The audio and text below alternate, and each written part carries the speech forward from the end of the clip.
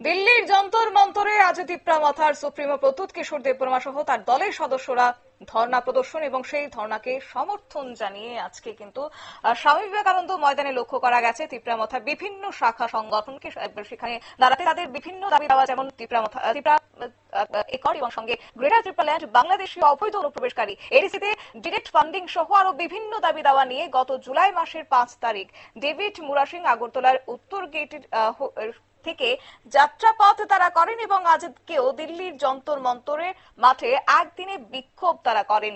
গোটা বিষয়কে কেন্দ্র করে কি বললেন বৃষকেতু দেববর্মা, শুনুন। মহারাষ্ট্র এখানে সিটিং ডেমনস্ট্রেশন করেছে এবং আজকে আমরা এখানে আগরতলাতে ওনাকে সলিডারিটি দেখার জন্য আমাদের আজকে এই র্যালির মাধ্যমে আমরা সারা ত্রিপুরার জনগণদেরকে এটাই বোঝাতে চাই যে আমাদের ত্রিপুরার যে অধিকার সেটা আমাদেরকে দিতে হবে এবং আমরা জাস্টিসের জন্য আজকে এই র্যালি এবং আমরা জানি সবাই ত্রিপুরা রাজ্যে কি হচ্ছে এবং আমাদের অধিকার সুরক্ষিত নয় এটা সবাই জানেন।